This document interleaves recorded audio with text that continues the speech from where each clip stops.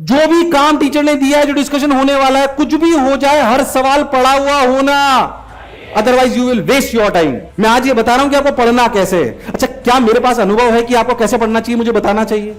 क्योंकि 12वीं का टीचर नहीं हूं, जे एडवांस की बातें कर रहा हूं आपसे कि बच्चों को कैसे पढ़ना चाहिए कॉम्पिटिटिव एग्जामिनेशन के लिए। अब अगर आपको सोचो 40 सवाल मिले तो आपको सबसे पहले घर जाके क्या करना होता है कि आज प्लानिंग करनी होती है। अच्छा, 2 घंटे मेरे पास सवाल है, सॉरी 2 घंटे मेरे पास है फिजिक्स के लिए, 120 मिनट है, कितने? तो 40 से डिवाइड करो, कितने हुए? क्या 3 मिनट हर सवाल के लिए? इसको मल्टीप्लाई करो 2 से, कितने से? कितने से? यानी कि एक सवाल को मैक्सिमम में 6 मिनट दूंगा। ये 2 इसलिए क्योंकि कुछ सवाल ऐसे होंगे जो 1 मिनट में ही खत्म हो जाएंगे। यानी कि किसी भी सवाल को मैं 6 मिनट से ज्यादा, क्या ये हर सवाल का समय रोज बदलेगा? अरे यस और नो?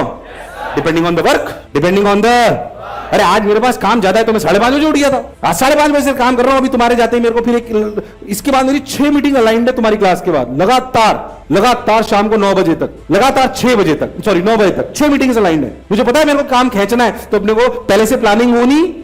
मेरी सुबह की प्लानिंग, सुबह फ्रेश होने जाते ना तभी हो जाती है कि आज क्या करना है। उस टाइम को यूटिलाइज करें, बेकार क्यों करने वाले हो तुम लोग भाई? आराम से भाई साहब खाना खा रहे, जुगाली कर रहे हैं भैंसों की तरह। फिर 5 मिनट लगते हैं खाना खाने में, कितने? 5 मिनट। ऐसे नहीं टीवी के सामने बैठ गए मैच पे, आधे घंटे तक खाना खा रहे हैं, ये मोशन का बच्चा नहीं करेगा। Is it clear to everyone? अरे वादिया यस और नो? 6 मिनट लगाएंगे, कितने मिनट? 6 मिनट लगाएंगे, और हम रोज ये काम करेंगे। अच्छा, अब आपने सवाल करे, आपके 40 सवाल थे, हो सकता है कि 120 के पहले आपने इस प्रक्रिया को फॉलो करा, हो सकता है कि आपके पास 1.5 घंटे में आपके पूरे 40 सवाल अटेम्प्ट, क्या आधा घंटा बच गया? अब आधा घंटा उन सवालों पे लगा दो जो आपको लगता है कि और फाइट मारता तो। अरे यस और नो? अब ध्यान सुनना जो मैं कहने वाला हूं, प्लीज ध्यान सुनना, गड़बड़ मत करना। सोच के देखिए 40 सवाल सर ने होमवर्क दिए थे, तूने इस प्रक्रिया को फॉलो करा, क्या एक बात तो तय हो गई?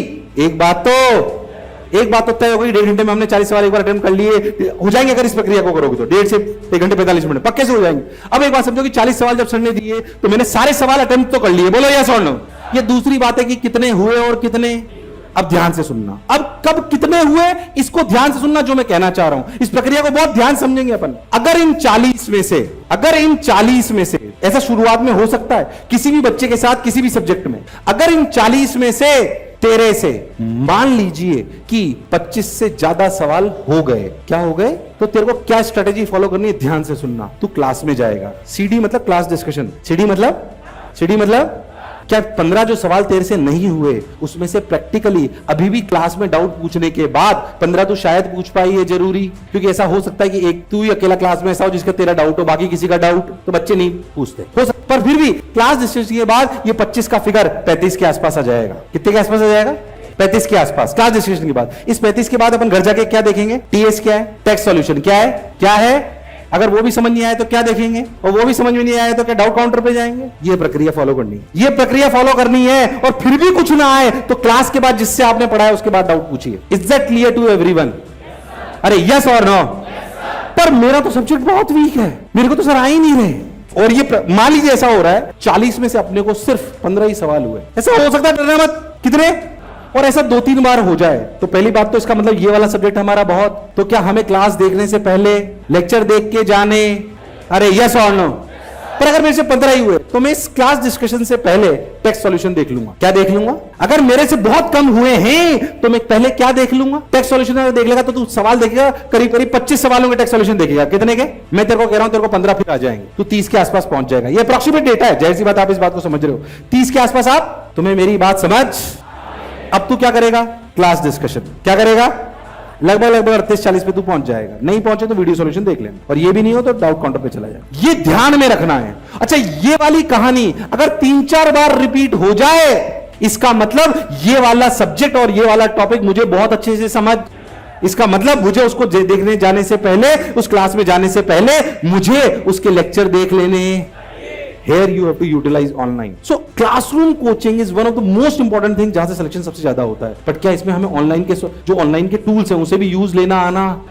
तो अब हम सिर्फ अपने आप को ऑफलाइन नहीं बोल रहे हैं कि सिर्फ आए पढ़ाए चले गए, ट्रेडिशनल कोचिंग नहीं हो रही है। It should be right mix of app and this thing. बच्चा क्या करता है? पढ़ और कहीं रहा है, ऐप कहीं और की ले ली, ऐसे सिंक्रोनाइजेशन होने वाला। क्या वी आर सिंक्रोनाइज्ड? आवाज नहीं, यस और no? You need to follow this. अगर इन सब बातों पे तुमने ध्यान दे दिया तो तुम्हारा सिलेक्शन कोई रोकने वाला कोई नहीं रोक सकता तुम्हारा सिलेक्शन, कोई नहीं रोक सकता तुझे, कोई ताकत तुम्हारा सिलेक्शन नहीं रोक सकती, दावे के साथ मैं तुमको कह रहा हूं। पर ये करना पड़ता है। अभी क्या होता है, अभी तो बच्चों समझ में आ रहा है तो वो थोड़ा बहुत कुछ दिन करते हैं, पर धीरे धीरे वो भूलने लगते हैं। पर मैं कह रहा हूं रोज रोज मैं आपको नहीं बोल पाऊंगा, ये बातें आपको याद में इक्वल डिस्ट्रीब्यूशन करना है। अब इक्वल डिस्ट्रीब्यूशन के लिए क्या करना है बोलो, बात में कहां से उठा के लाया बोलो, क्लियर है? सबसे पहली बात, कितने घंटे पढ़ेंगे? और कितने घंटे पढ़ेंगे? क्या इक्वल डिस्ट्रीब्यूशन करेंगे? इक्वल डिस्ट्रीब्यूशन के बाद क्या मेक श्योर करेंगे कि होमवर्क पूरा? कैसे होमवर्क पूरा होगा बोलो, क्लियर है? अरे यस और नो? उसमें भी क्या प्रक्रिया क्या होनी चाहिए बोलो, क्लियर है? ये कोई किताबी ज्ञान नहीं है, अनुभव का ज्ञान है।